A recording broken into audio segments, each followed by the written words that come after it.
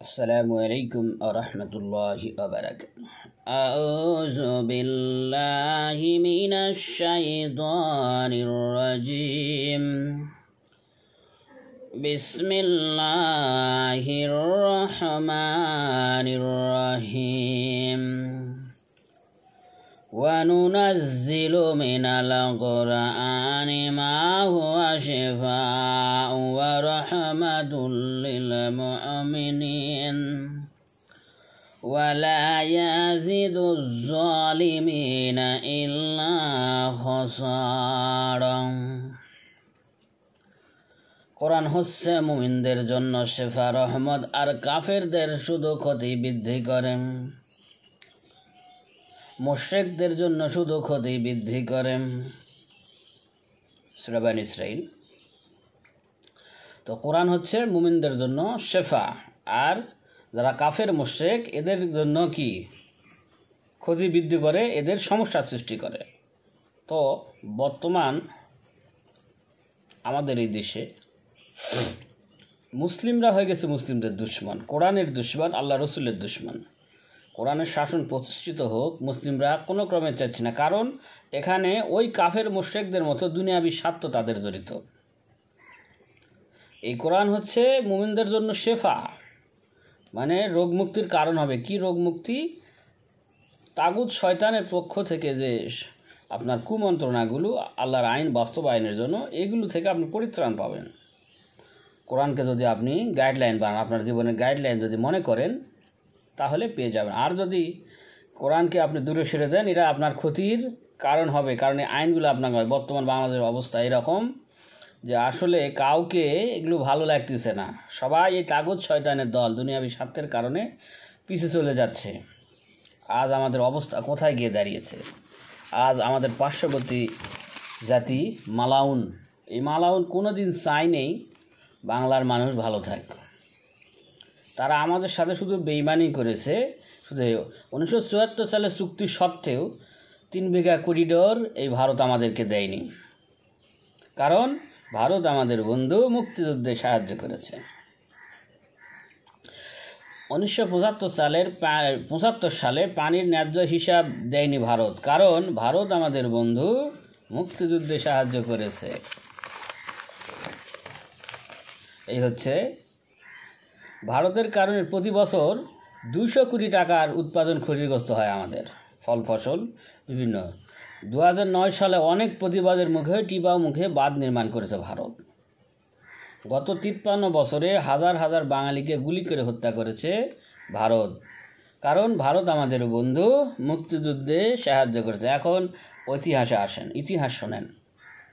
1947 সালের আগে ইংরেজ তাড়ানো যে আন্দোলন, এই আন্দোলনে 93,000 শহীদ হয়েছে। 93,000 এই উপমহাদেশের মানুষ, মানে এই ভারতবর্ষের মানুষ হত্যা হয়েছে, নিহত হয়েছে ইংরেজদের কাছে স্বাধীনতা। তার মধ্যে 63,000 ছিল মুসলিম,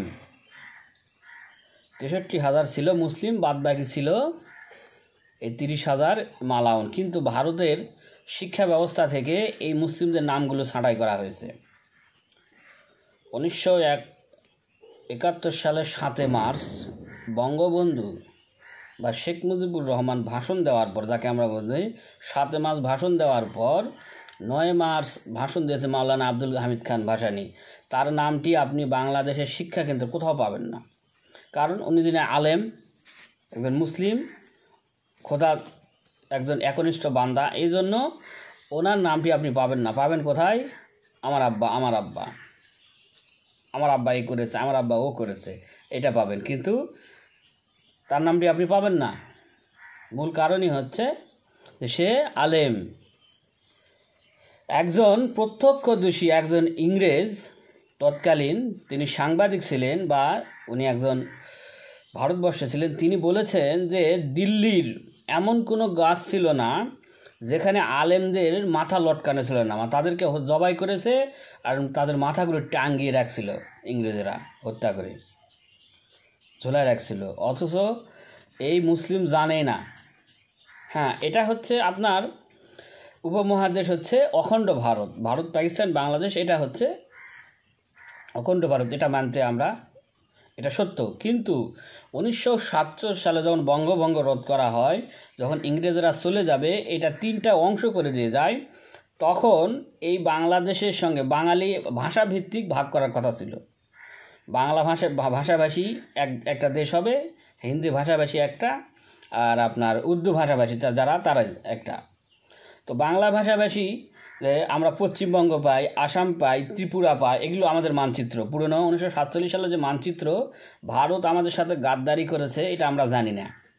আমরা ভারতকে বন্ধু মনে করি, কোনো ক্রমেই ভারত যদি আমাদের বন্ধু হতো, 1947 সালে তৎকালীন কংগ্রেসের প্রধান জওহরলাল নেহেরু সেখানে ভেটো দিয়েছিল। সেখানে ভেটো দেওয়ার কারণে আমরা আমাদের সেই প্রকৃত দেশগুলো পাই না। এরপরও ইংরেজরা যখন মানচিত্র দিয়েছে, তারা চিটিংবাজি করে আমাদের থেকে সব কিছু নিয়ে, সিলেটের একটা জায়গা আছে করিমগঞ্জ, সেটাও তখন ভারতেরা নিয়েছে, পশ্চিমবঙ্গ নিয়েছে, ত্রিপুরা নিয়েছে, আসাম নিয়েছে, এগুলো সব বাংলার এলাকা, বিশাল এলাকা।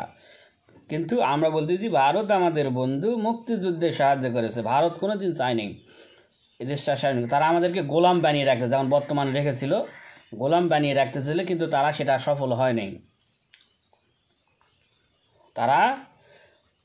হয়নি। মুক্তিযুদ্ধের সময় মুজিবুর রহমান ছিল পাকিস্তানের কারাগারে, মাওলানা ভাসানী টাঙ্গাইলের বাড়ি পাকিস্তানিরা আগুন দিয়ে পুড়ে দিয়েছিল। সেখান থেকে উনি ভারতের সীমান্তবর্তী চলে গেছে। প্রথমে তাকে ঢুকতে দেওয়া হয় না, দ্বিতীয়ত তাকে সেখানে গৃহবন্দী করে রাখা, যাতে করে একজন আলেমের সেখানে নাম না থাকে যে মুক্তিযুদ্ধে সহযোগিতা করেছে। তো বলছিলাম, এটা না হওয়ার কারণে আজ তারা আমাদেরকে আপনার বাংলাদেশের এমন কোনো নদী নাই যে নদীর মুখগুলো তারা বাদ দেয় নেই, তারা বন্যার সমাজে ডুবে মারে। একজন আপনার মনে করেন ভাই, আপনার আপন ভাই, যদি আপনার আসলে সে আপনাকে ভালোবাসে, তাহলে আপনাকে ডুবে মারবে?